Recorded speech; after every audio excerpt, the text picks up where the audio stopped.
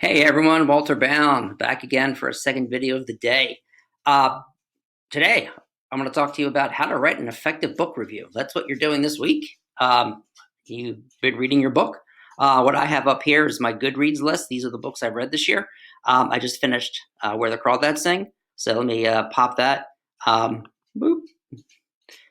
Now, this is not like serious book reviews. I just wanted to show you how I started. I was in love with this book from the beginning. I started with Audible and then bought the book and read and listened and fell in love with so much of the story of Kyra and then the magic of the wildness around her. I love her, blah, blah, blah. And then, right, I go on. Of course, this is not in paragraph form or whatever. But then I say exactly what I don't like, okay?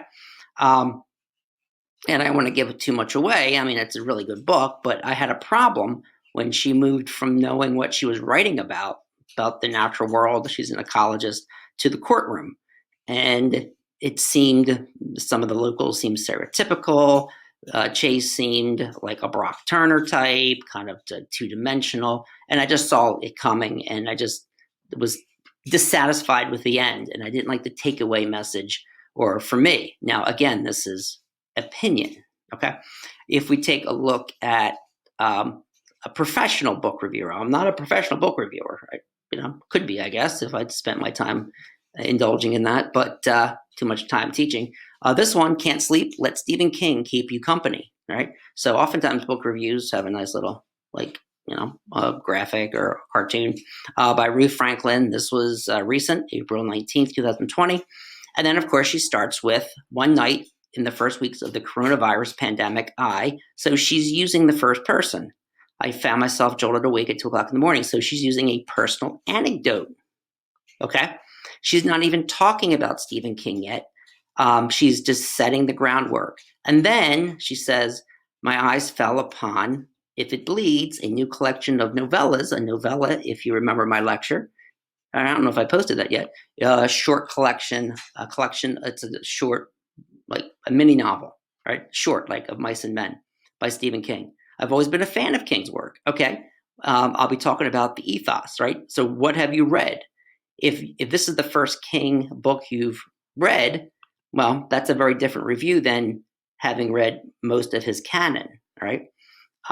She started with Pet Sematary, viewing it at middle school, and then it was hooked ever since.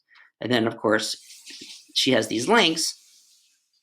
And then she has also like Turn of the Screw, Shirley Jackson's The Haunting at Hill House. So what she's doing is comparing Stephen King in this work to these other types of horror, right? Turn of the Screw, very famous by Henry James, and Shirley Jackson, The Haunting of Hill House, right? Two masterpieces of Gothic literary fiction, all right? And then she continues from there and then backs up her opinion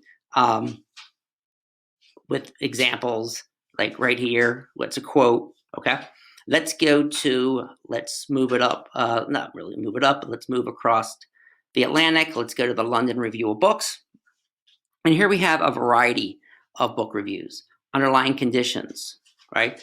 Shipwreck by Adam Shantz. COVID-19. So we see a lot of COVID, contemporary stuff.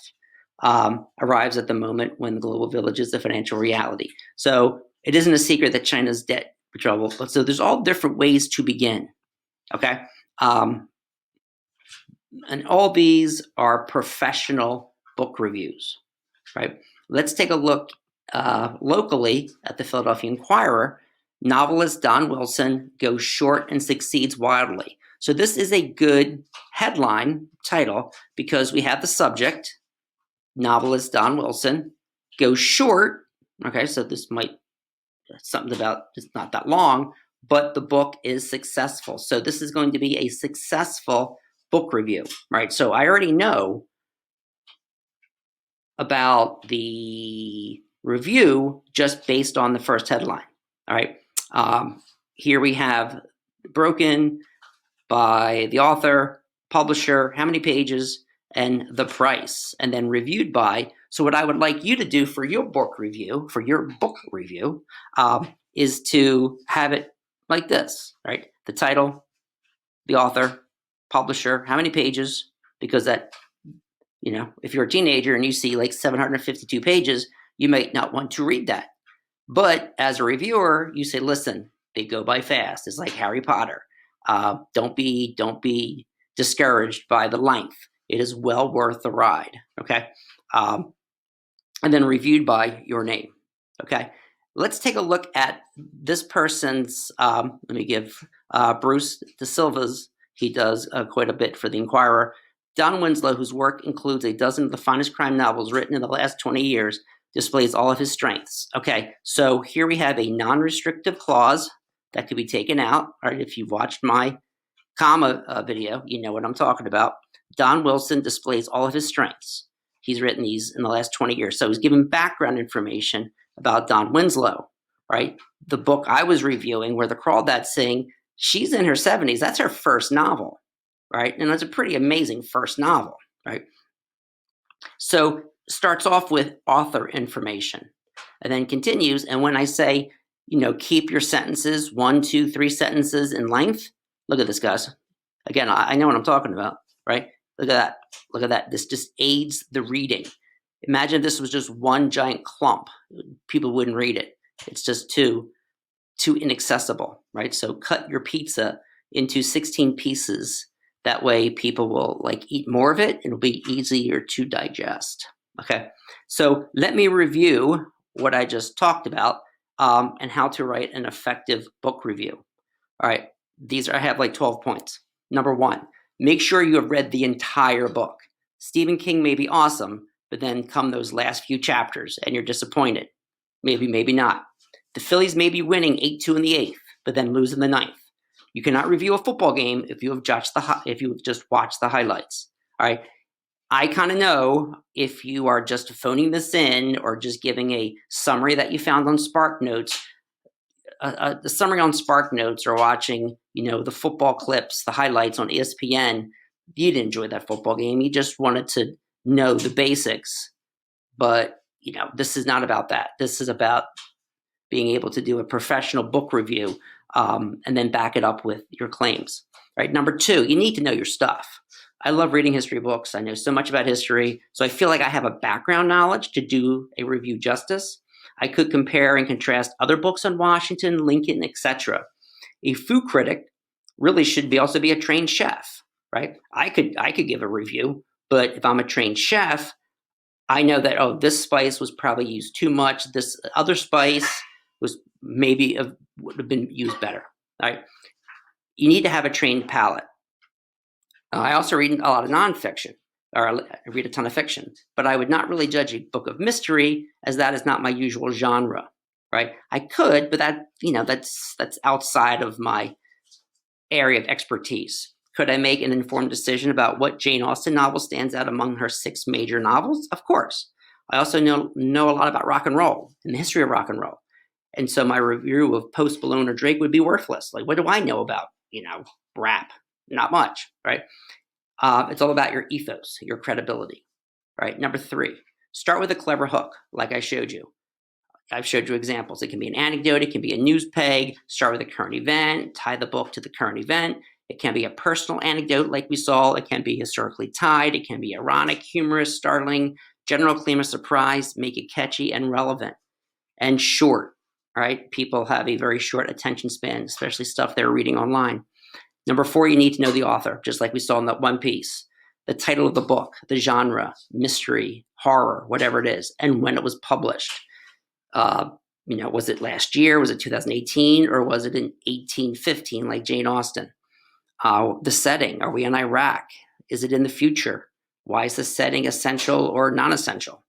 Investigate the author. It's very easy. Just ask Uncle Google and he will come up with some information. All right. A book review is not a plot summary. Oftentimes you guys want to do plot summaries like you were in 4th grade and you just give me a summary of the book. This is not a book review. You want to provide a brief summary to give the skeleton. You don't want spoilers. You don't want to give the book away. But you want an educated opinion that supports the examples. Just don't write that the book was amazing. What was amazing about it? What scenes stood out? What dialogue sounded natural or artificial? If a character seems stereotypical, how so? Provide examples, right? Like, prove it to me. So if you write something, say, okay, prove it to me. Show me. For example, for instance, if you don't have that in there, it's not going to be a very good review. And you're telling me that you really don't know what you're talking about because you didn't really read, right? If you didn't watch the football game, you couldn't tell me that the defensive tackle missed 5 of his 5 blocks because you don't even know, right? You are writing this to get the reader to want to read the book or to proceed with caution or to avoid altogether. Number 6, like all writing, use specific, concrete examples. You have a point you want to make. If you don't know what point you want to make, you need to stop writing, take a walk, and then come back and think about, okay, this is what I want to say. Assert it and then back it up with examples that are either direct quotes, paraphrase, or summarize. These are eyewitnesses. You prove opinions with educated evidence. We can disagree, right? But you need to support your claims with evidence. What type of reader would like this book, right? Who is the intended audience? We know writers always have an audience in mind, like marketers in fashion or whatever. What's the age, education level? Number 8, what other books are in a similar category? If it's a work of Southern literary fiction, what other books does it stand up to? That one reviewer of Stephen King was mentioning The Turn of the Screw and The Haunting of the Shirley Jackson story. If you like this book, what other books? You may like these also, so give suggestions. Need a creative title, just like we saw with the different examples. Is the first thing you see when you pick up a review. It should reveal both the subject and the approach that you're going to take. Conclusion. All right, number 10, probably the toughest portion to write. You may want to circle back to something you wrote at the beginning to frame the essay. You may want to encourage the reader to read more on the subject of Churchill or from the same author. You may have a call for action, contact the media, your senator. What are the takeaways? What does the book say that will need to be said in 100 years?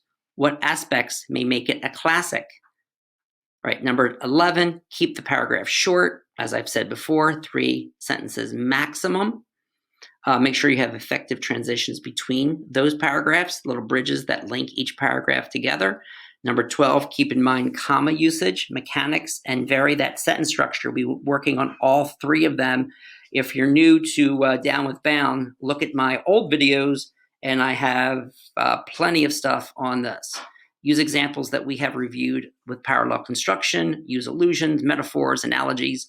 Use the tricks of the trade that make for effective and illuminating prose. Prose is a fancy word for your just everyday writing.